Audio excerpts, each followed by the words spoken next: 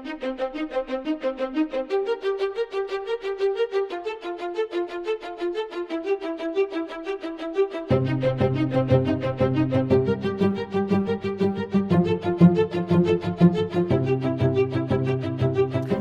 everybody, it's Friday, October the 25th, 2024, and this is How to Restart a Church, a spin-off podcast where I, Pastor Trey Comstock, my friend and colleague, Pastor Emily Larson, and amazing guests, who I'll intro in a minute, talk about how to make church happen and how to make church happen again. This week, we are joined by truly a kind of phenomenal scholar in the Methodist world. We're joined by Lovett Weems Jr., and we're going to be specifically talking about his book, Sustaining While Disrupting, which even that title was like, yeah, this title is my life. This title, this is a book title. Even the title was like, this has profound information that we need. But Dr. Weems, I would love for you to just introduce yourself and kind of give a little bit of context to your work and your scholarship. Well, hello, and I'm glad to be with you and your audience. I am a United Methodist pastor. I was a pastor in Mississippi for many years. I was president of a seminary, St. Paul's School of Theology in Kansas City, Missouri, for 18 years. And I have since then been a professor of church leadership at Wesley Theological Seminary in Washington, D.C., and was the founding director of the Lewis Center for Church Leadership there. And I'm currently a senior consultant to the center. Fantastic. And so you have seen a lot of this world, this church world of ours. And so I would love to know, kind of right off the bat, what was where did this book, Sustaining While Disrupting, come from? Like, what streams were you seeing that this is a topic that we need to wrestle with? How did this book kind of come to be in your mind? The beginning was an event that the Lewis Center and American University, which is adjacent to the Lewis Center in Washington, did with their School of International Relations, actually. And it had this title of Sustaining While Disrupting. And it was well received. We had faculty from both schools. From the Lewis Center, Doug Powe, who's the co-author of the book, and I did presentations. And after that, an editor from Fortress Press contacted us asking if we would be interested in doing a book together on this topic. So that's how it came to be. Fascinating. And so getting to the why of it, why do you feel this is an important topic for churches to reckon with? Well, this is the dilemma that everyone is facing. Certainly all pastors are facing it, all congregations. And it begins with the classic dilemma that leaders face. That is, they have the demands of what is, which is even at best will occupy 75 to 80% of the time. But they also know that just preserving what is won't be sufficient 20 years from now.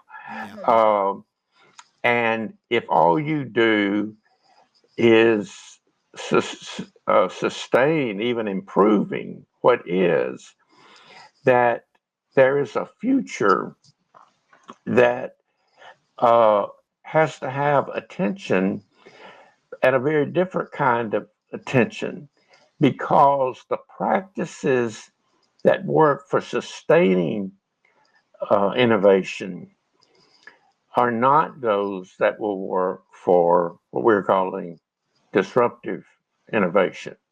So leaders live in this tension, and it can't be resolved just by saying, well, I'm going to devalue one and focus on the other. Well, and especially in a church context, right?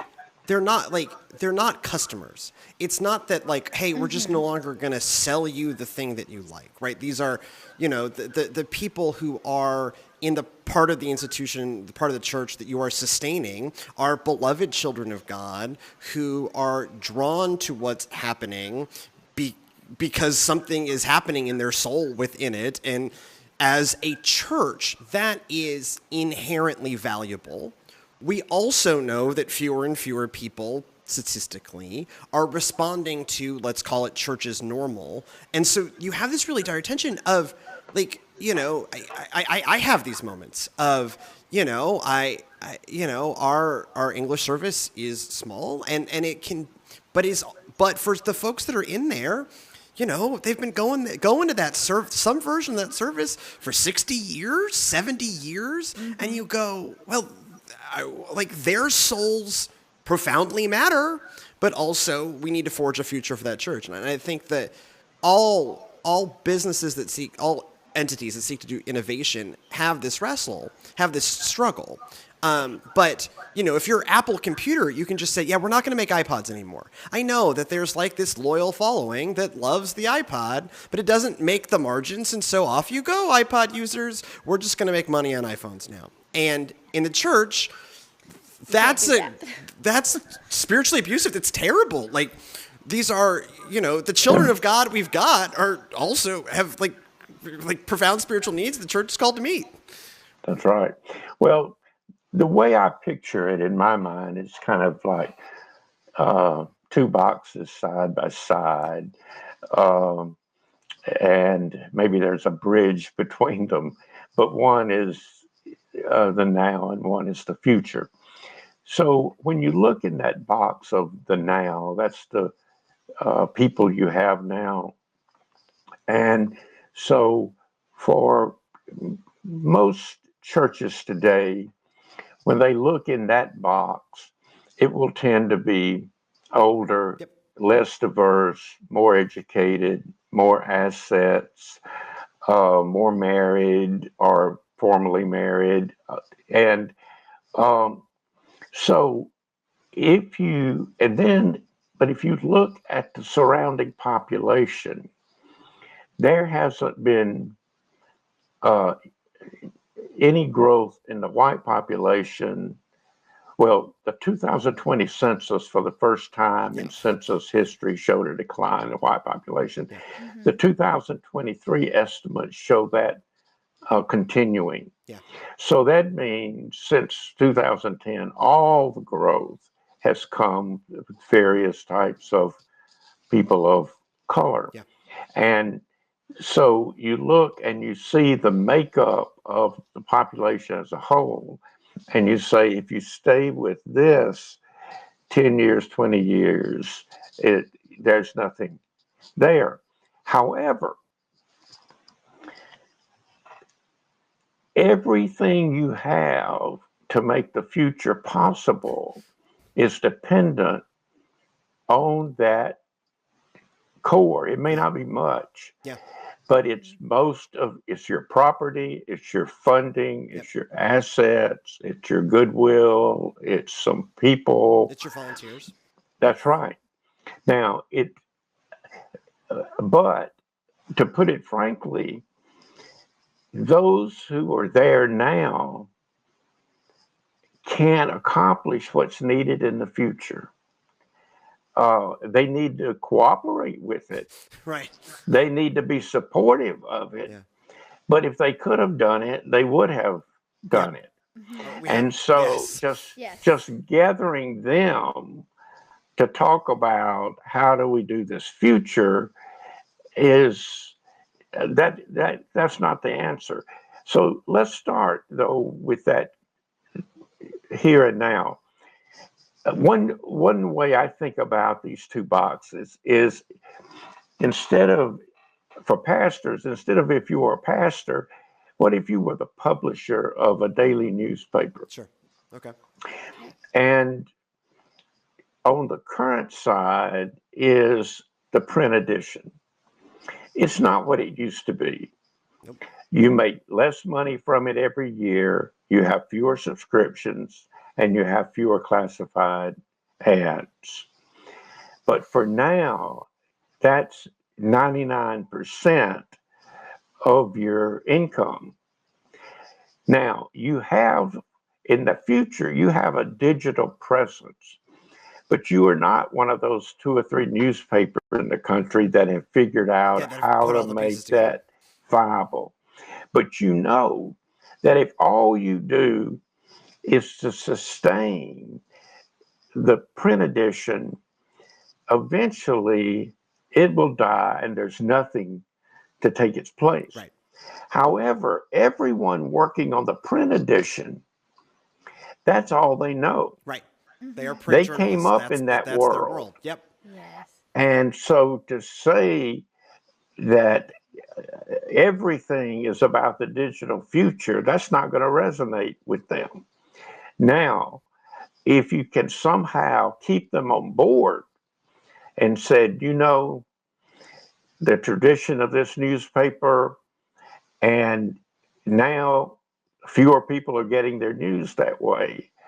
And so we want to take the values that have guided this newspaper for over 100 years. Sustaining does not mean just keeping it going. Right. Sustaining innovation is a technical term that refers to the kind of change, positive change, that usually takes place in long established organizations with an established constituency. Okay. Yeah. So that is, if it's the newspaper, then you're going to improve. If you're going to have pictures, then we're going to improve our photography. If we're going to do feature stories, we're going to do better ones.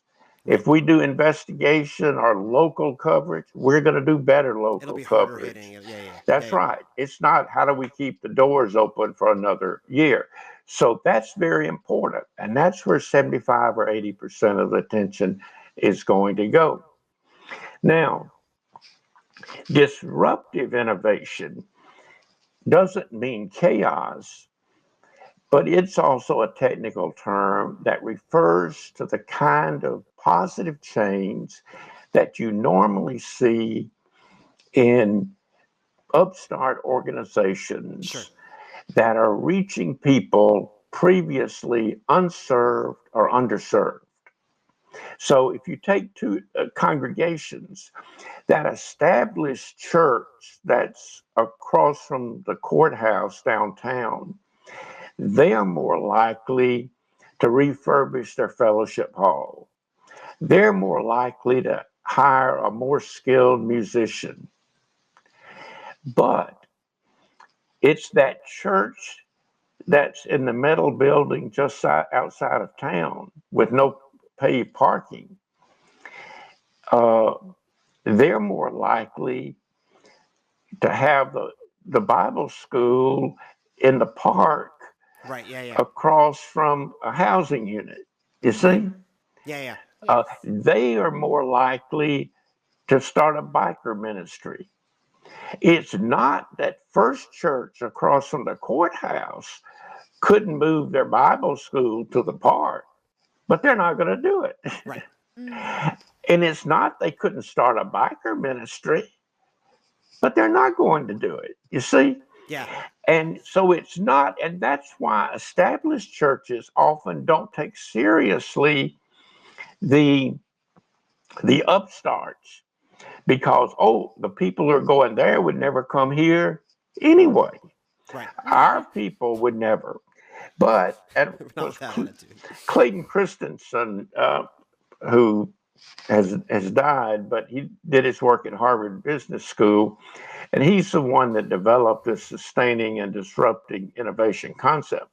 But what happens is the disruptor, like that metal building outside of town, after a while, they do have a paid parking lot. After a while, you notice the pastor's getting a haircut a little more often. After a while, they have a volunteer youth person, and then that's when a family comes to the pastor at First Church downtown and says, you know, Pastor, we've always been in this church. We love this church. But our kids have started going to the Right. youth group out here. Yep. And, you know, Yep. we don't buy their theology, but we really want to keep our family together. And so Tale as we're old going as to time. do it. Yep. Yep.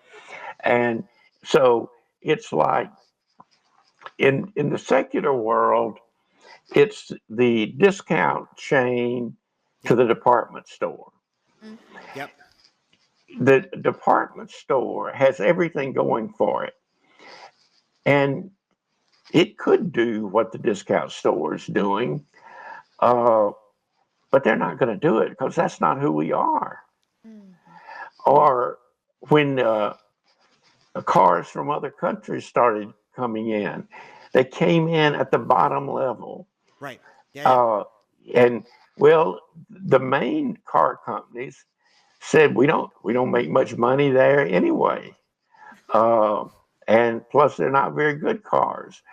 But those cars that were seen as junk at the beginning, they got better. Got a lot better. Yep. And now you have a Lexus, or you have a Genesis or Yep. something.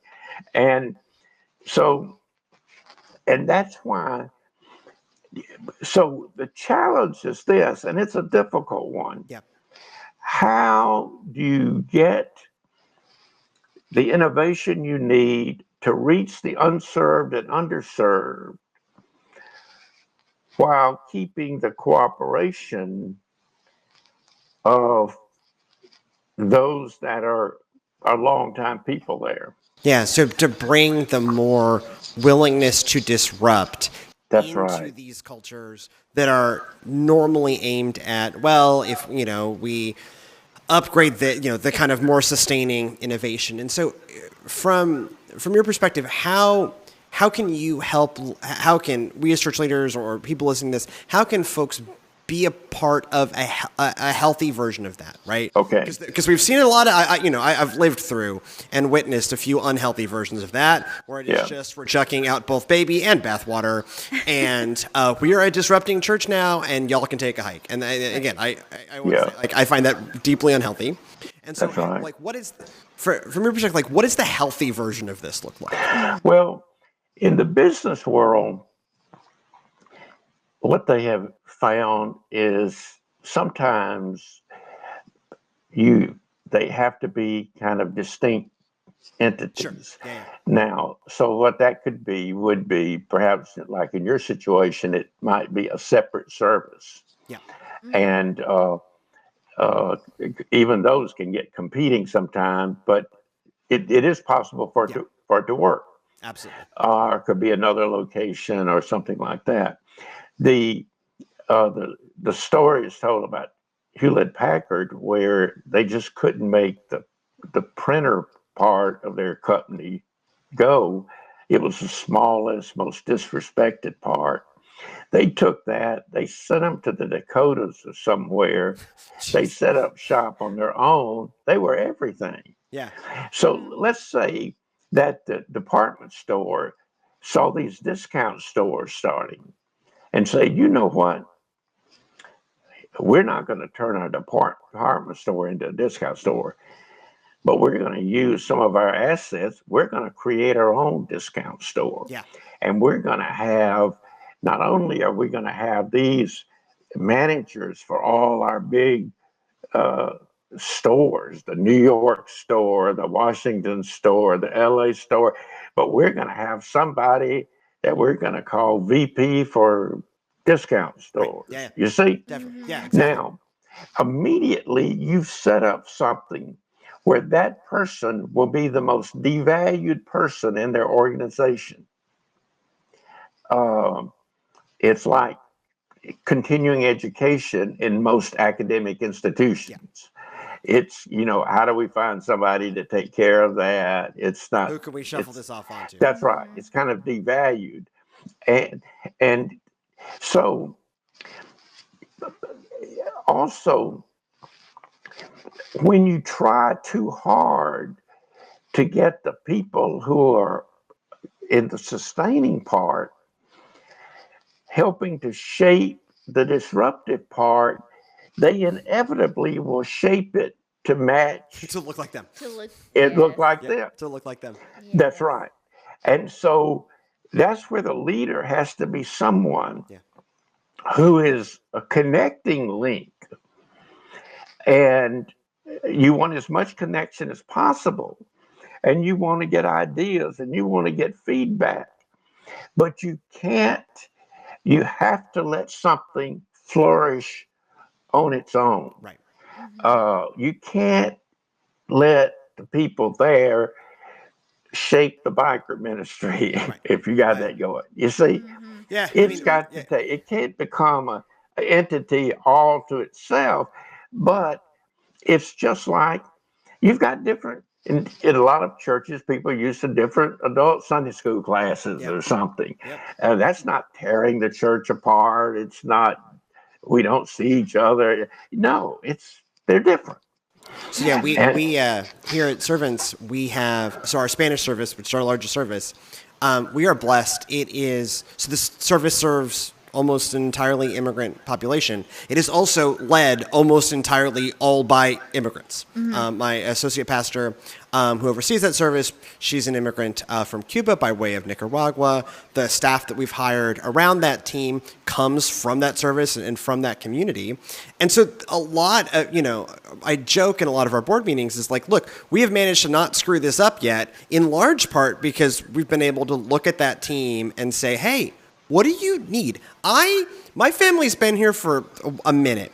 So, I've read many books on immigration. I have talked to many people who have immigrated. I have worked in Latin America, but none of that tells me, teaches me the reality of the immigrant experience in Southeast Houston in 2024. that's right. And Now, so we've had to do, as you said, we've had to do a lot of work to make this feel like one church, not two.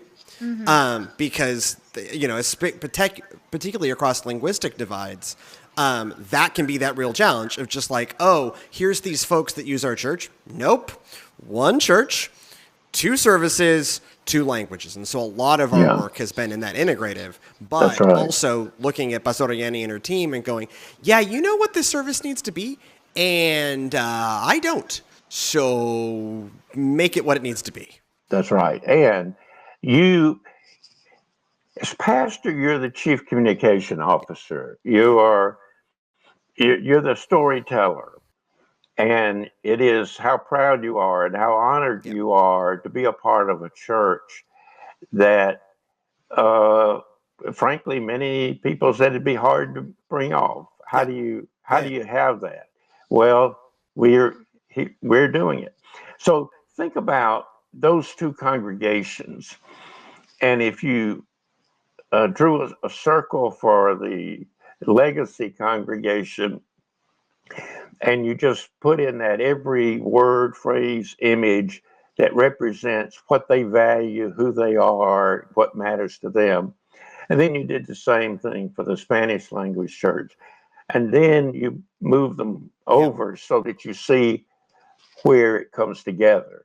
Yeah. It may be family. Yeah, It may be for us. It was children. Children. It was the That's care, right. It was the And care so of children. that's right. As a leader, that's where you focus. Yeah. Not that we speak a different language, not that here's what binds us. And the more of those things, you get that unity instead of making the connections so arbitrary, just formal reports or things like that. And you have to be that storyteller. And it doesn't have to be perfect. I mean, it needs to be true, and you want to see more of it. You still can live into it. It's like saying, "I'm so honored that we're such a friendly and welcoming congregation." Well, there are times when you aren't, maybe, Sure. but Yes. that that's that will help people live into that new thing. And so you're not just doing an analysis of it, you are speaking prophetically. That is, you're speaking about a world that is to come. And then some of the differences over time will get better. There'll be more people that can speak Spanish or English or something.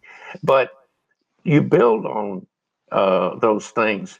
But you could have, say, a Korean congregation, and you would have some variation. You may have need to have an English only service there, but of when they came to the United States will make a lot of difference in some of those things. So, and so that's the challenge.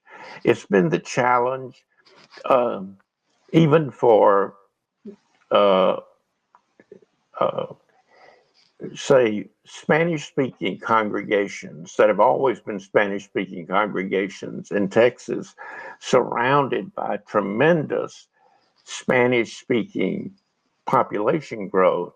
And yet many of those churches have gotten smaller, actually. Well, you can't say, well, it's racism or it's a language barrier. No, it's something about established cultures being different from others. So, as Ron Heifetz talks about in any adaptive challenge, an adaptive challenge being where you either don't know what the problem is, or you don't know what the solution is, or you don't know either one. Right. Yeah. The first task is not what do we do, but what do we need to learn? Right.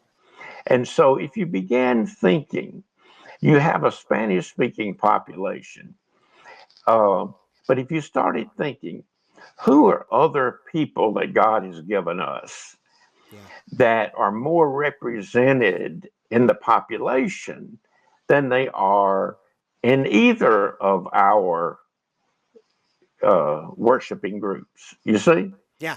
Now, how in the world will you make an inroad there?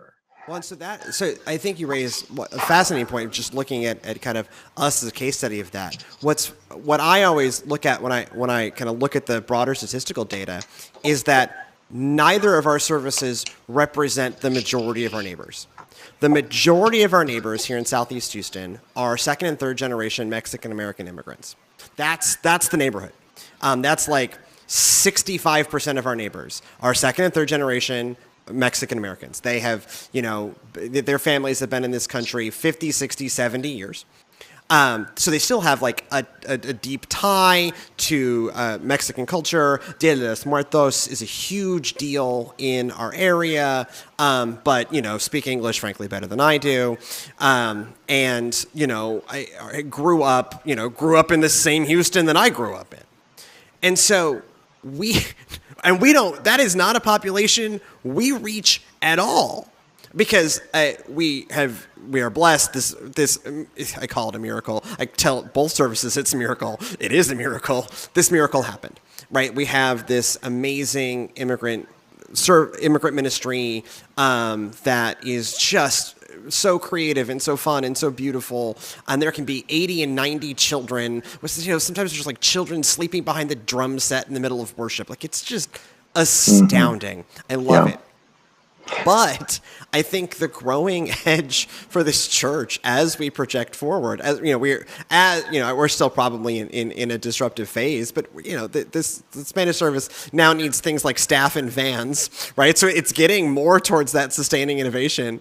It doesn't always feel that way, but I think that's where we are. The next disruptive move is to start ask the question, okay, how do we as a church, given that none of us, maybe one person, is a second or third generation Mexican American immigrant, how do we begin to engage with the majority of our neighbors? Because certainly the majority of our neighbors are not older Anglo folks. That hasn't been true for decades. But the majority of our neighbors are not new immigrants from Honduras either. That just happens to be those are the overrepresented in our congregation is older Anglos and new immigrants. And then how are we as a church going to further disrupt to reach more of this neighborhood? I think, that's a profound point. Yeah. So let's go back to what do you need to learn.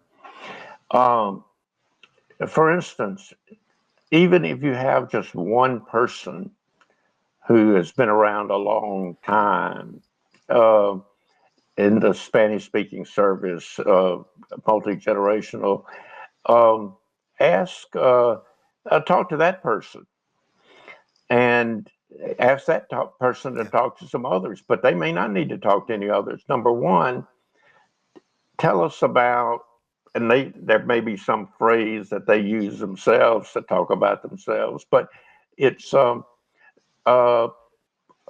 who are the people, and where do they go to church, and what are their needs, and what are their issues, and who else should we be talking to?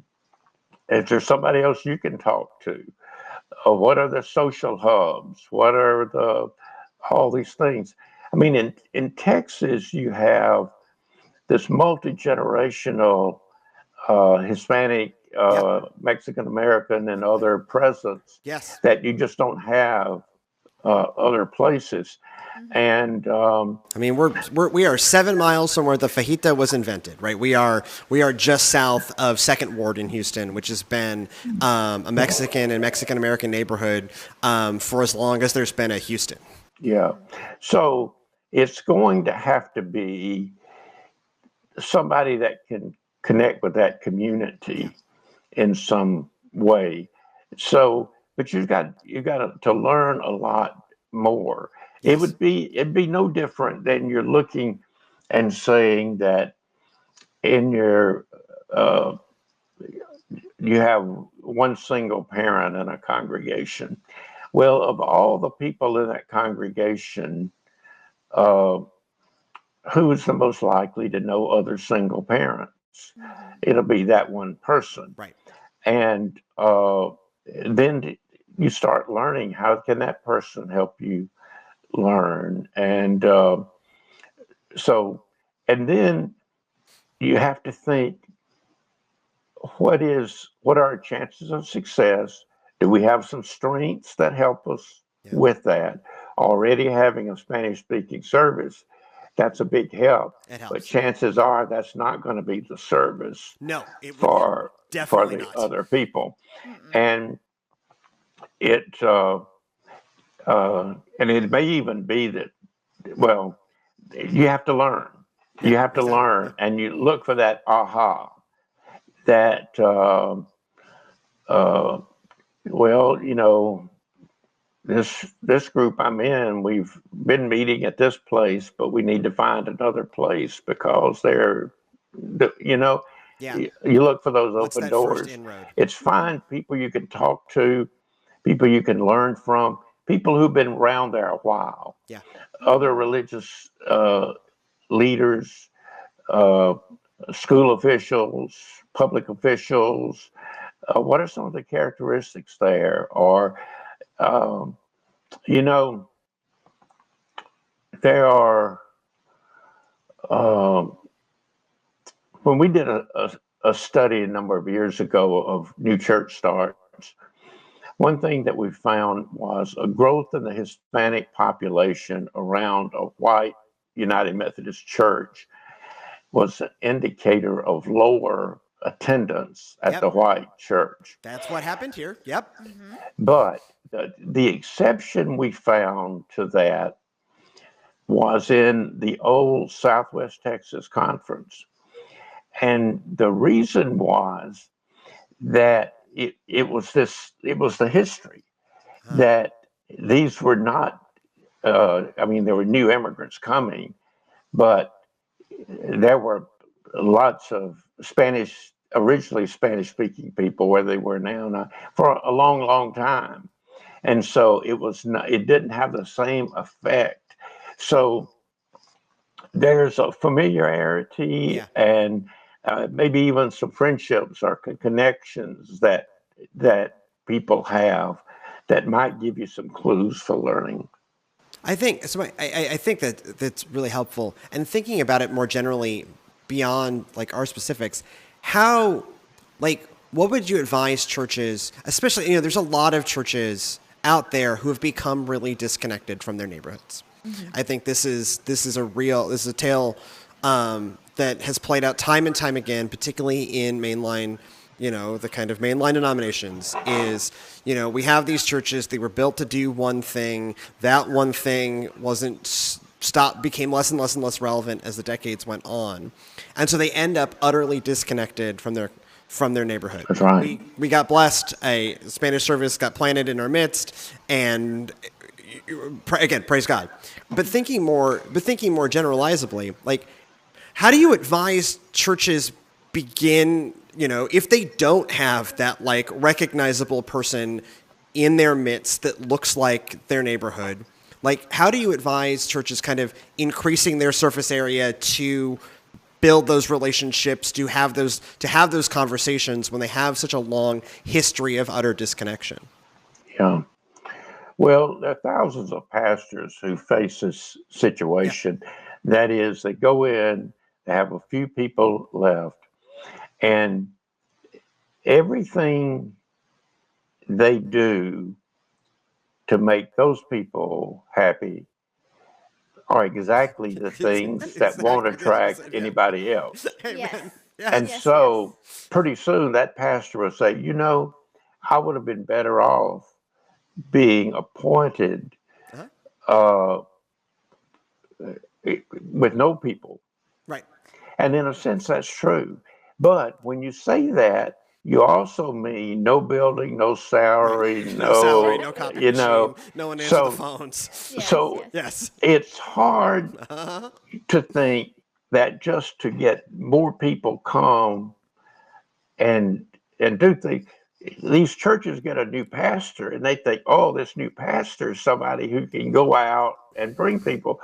But they never think for a moment that we may have to change ourselves. Yeah. It's like when I became a seminary president, a lot of them think you just,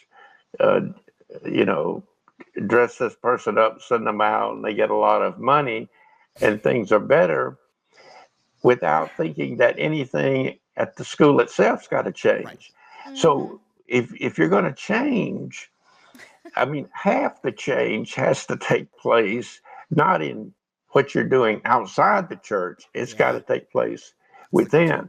Yeah. Now, often it's easier for something to come alongside.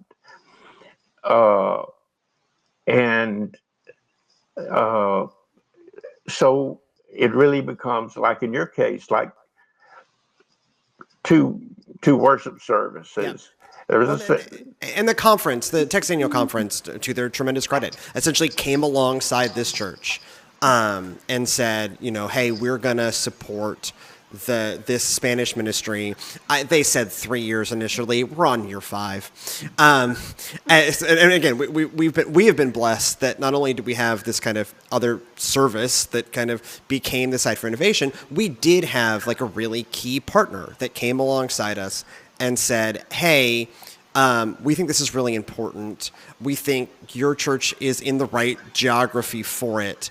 Let's partner with you for now half a decade to see what comes of it. And what came of it was, again, a miracle. So speaking of that change of those key stakeholders, the people who've been there forever, the ones who might be a little more resistant to change, I certainly have been guilty of coming to a church and being, I'm not very young, but I'm younger than, a lot of the most congregation. Younger than most Methodists. I remember specifically a time that this happened maybe in the micro. At a previous congregation, there was a lovely couple in charge of the hospitality bags, the bags that you hand out that have a coffee cup and a pen and a "we're so glad you're here" note from the pastor for the new visitors that come. Well, we were getting low on the coffee cups that I had seen in our thrift store many, many times, and we used to go pick them up from the thrift store and then put them because it was cheaper to buy them back from the thrift store than it was to buy them from whatever Logos R Us or whoever we were buying from. Right, whatever branded company we were using. And so it was time to order something new to refill those bags. And I invited those volunteers, we'll call them Mr. and Mrs., but that's the way we've always done it. to come and help me decide. I had the catalogs. I said, what do we want to do next?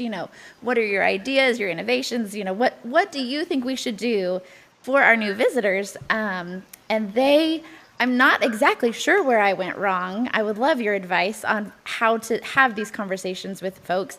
I think they left that meeting going, well, you just want those newfangled things like, a flash drive or something.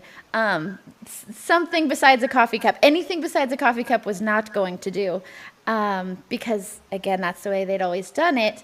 And so I think they left that meeting feeling a little bit defeated, which was not my intention. But how to get that vision, get that motivation for folks who, like you have said, do not expect to have to change, but who do want to see the new young folks coming in. See, that's an example of inside out thinking, that the people who do it will decide what you got to do, as opposed to outside in. And so outside in is, you think, who will be receiving it? Yeah.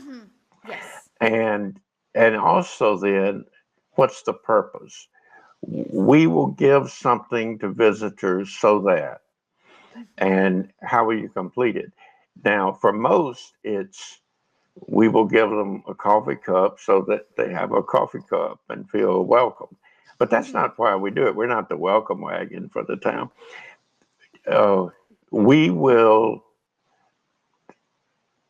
respond to new visitors in such a way so that increasing numbers of them will come for a second time. Right, that they feel sufficiently welcomed. That's right. And appreciated by this community, that they go, oh, this is a place I can make my faith home. And but if you put in the feel and accept it and all that, and you take out some way to know if that's happening, then you've missed it.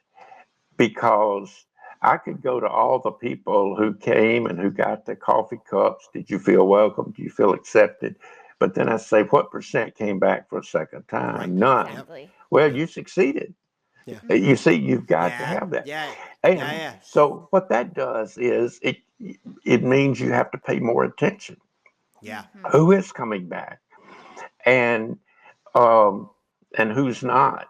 But then you say, well, the group that delivers these, they ought to be, let's get 4 or 5 of those from the last year that we've given these to, and say we try to improve, and we can't do it without insight. And what would you suggest? There are a lot of options, and kind of market research. The people who are going to do it, our role is to listen and say thank you. Right. Yes. Not to debate, not to defend. We just want to listen and say thank you, because you have the power. They don't have any power over this. You see, you have the power, so you can be gracious. You see, and so it's a whole different way of thinking about that and helping people, because again, they think that giving that cup or giving bread or whatever is an end in itself. It's not. No, the goal is these people want to become a part of, actively become a part of this community. That's why we do it, right? That's right. It's the go and make disciples function.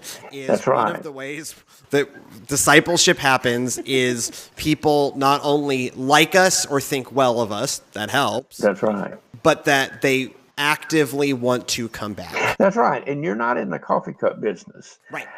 You're not in the bread business. There'll always be somebody that can do coffee cups better than you can, or they can do bread better than you. No, that's not it. Everything you do, you need to tie it to a mission goal in that. And so that's the chief communication officer. And it's not fussing, it's saying, I am so proud. Yeah.